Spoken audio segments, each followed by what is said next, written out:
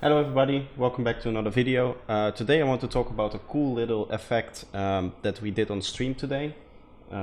We did an effect with a delay, which is very interesting, and without further ado, let's actually get into the video. Alright, so here we have a little thing from our from a song that I'm working on.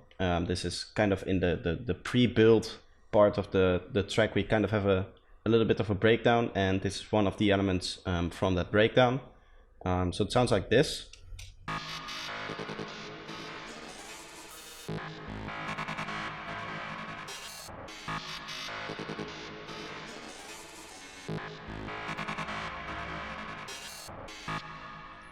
So we have this lead sound here, which has this kind of delay feeling.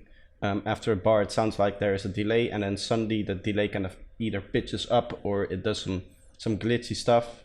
So I'm going to show you how you can do that. So you want to start out with any kind of lead sound. Here we have kind of a cool sequence that I made, and if I listen to just this version alone, you can hear that there's no delay on this one. Just kind of like a very big reverb on there, but it does not actually have a delay. The reason for that is because what we've done basically is we've recorded that delay. So let's set that up. I'm going to create a new audio track, and then we'll just take input from the track we have over there. And I'm just going to record a passage of these things. But before I do that, I have a delay here, which is already set up for this lead sound. So it doesn't really matter what kind of delay you use, as long as it kind of covers the whole bar or the whole area that you want this effect to take place in. And it works best if it kind of nicely ends here, and then immediately another lead sound starts playing. That seems to work the best for me here. So I'm going to record this with that delay on, and yeah.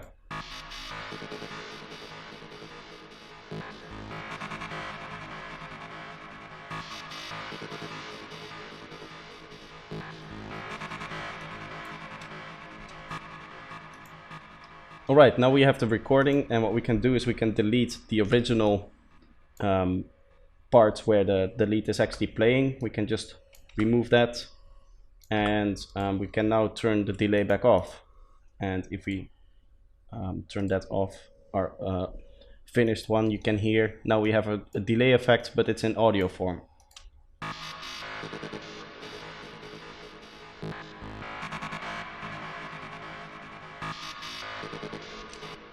That also makes the lead sound a little bit clearer, because there's no delay overlapping with the lead sound. If we listen to this version, you can hear that sometimes you hear part of this sound being delayed further on behind, which kind of makes it a little bit messier, especially with a high dry wet like we've set here. This way it sounds a lot cleaner.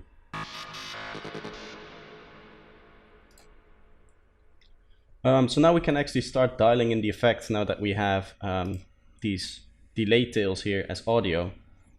So this is also the reason why we have the big reverb on this sound here, is kind of to transition, for example here, to make it transition a little bit better. If we also don't have the reverb on, you can hear that it sounds a little bit kind of like there's two different things going on, and it doesn't really sound that natural.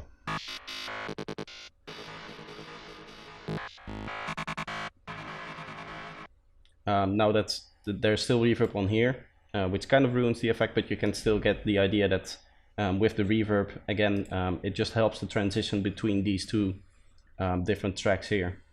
So let's actually get into the effect, what we've done to these tails. The very first one here, where it kind of starts pitching up, it's very simple. Actually, we don't need to change the beats mode. We'll leave the warp as it is, and what I'm going to do is go into the clip settings here, and then to transposition, and then we can just pitch this up, let's say an octave for now, so 12 semitones, and that sounds like this.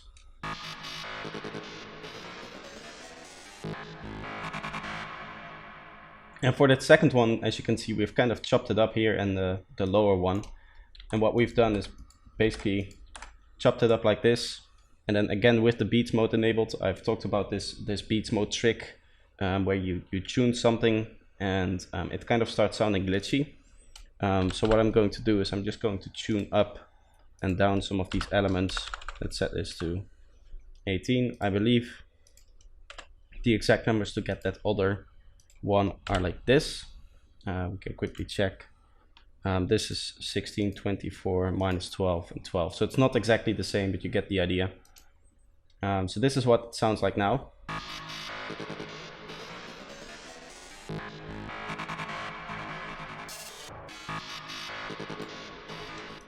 And here you can do something different. For example, you can do, let's do something like this, where we kind of go up 4 semitones and then we jump to an octave and go back down. Might be a little bit more interesting to do that. And then for the final one, just to make it a little bit different again, we'll tune this one down 12, and we'll tune this one up 9, for example. It doesn't really matter. Sometimes tuning doesn't really work well, but most of the times it doesn't really matter that much. And if you hear one that is kind of off feeling, then you can obviously change that very easily. But it's obviously a lot of experimentation, trying to see if it actually sticks or not, stuff like that. So the final version we have now sounds like this.